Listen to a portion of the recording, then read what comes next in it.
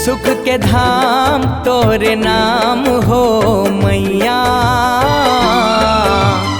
अचरा माँ दुलार गठियाए हे, अचरा माँ दुलार गठियाए हे। सुख के धाम तोरे नाम हो मैया। अचरा माँ दुलार गठियाए हे, अचरा माँ दुलार गठियाए हे। माया रूप माँ ममता हालुकाए हे, हाँ हाँ माया रूप माँ ममता हालुकाए हे।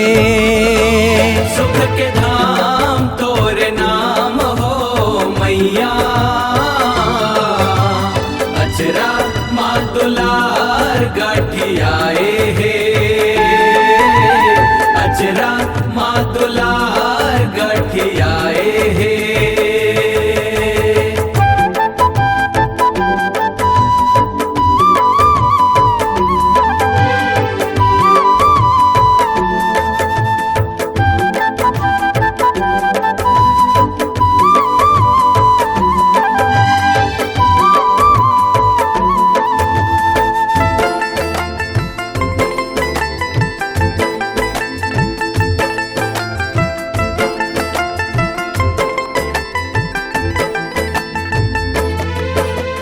अनमन जनमन के आधारी सरी जीव के महारानी वो।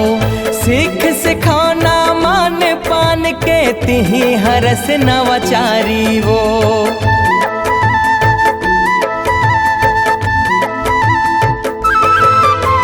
प्रकृति तै सौहे हरस वो, रूप धरे तै नारी वो। धर्म करम संग दया में झारे, गढ़े सुघर फुलवारी वो।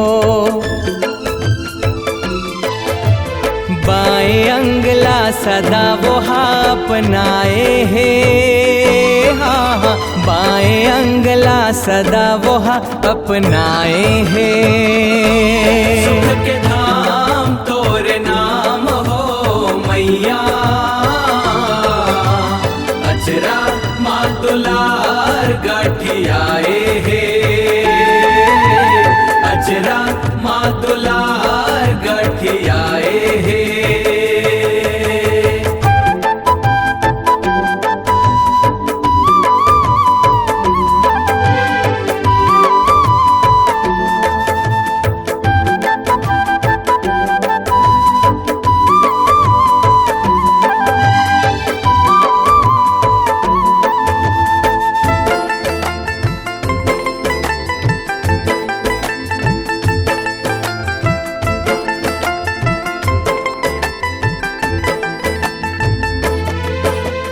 श्री शक्ति हस ब्रह्म तत्व के लक्ष्य रूप लक्ष्यवंतिन वो। भागवत के आकार हरस वो, हे जननी भगवंतिन वो।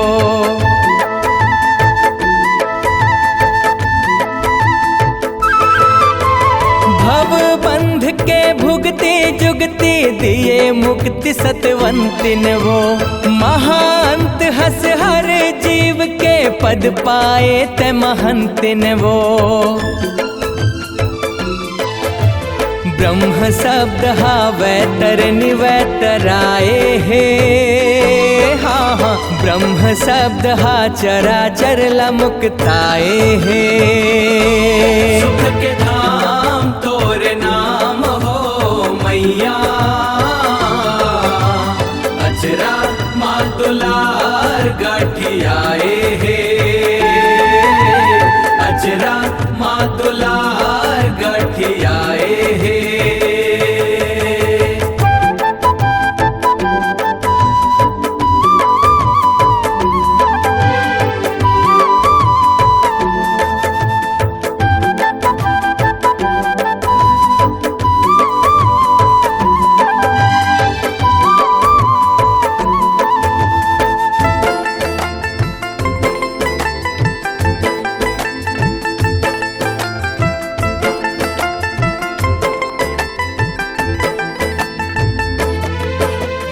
जीव जति मन तोरे अंश है गुरुआइन दाई वो।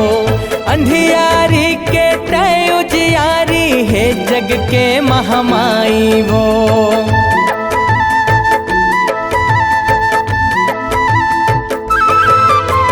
कृपा सदा म बनाए रखबे ब्रह्म सबद सुखदाई वो।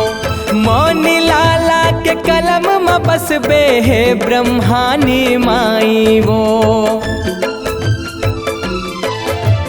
कांति कार्तिक तोर भक्ति ला पाए है।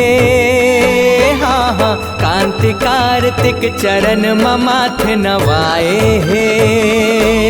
सुख के धाम तोरे नाम हो मैया। अचरा माँ दुलार गठियाए है।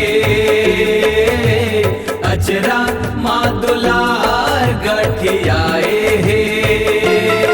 सुख के धाम तोरे नाम हो मैया। अचरा माँ दुलार गठियाए है।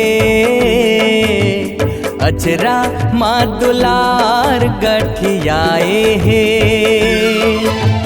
माया रूप माँ ममता हालुकाए है। हाँ हाँ माया रूप माँ ममता हालुकाए है। सुख के धाम तो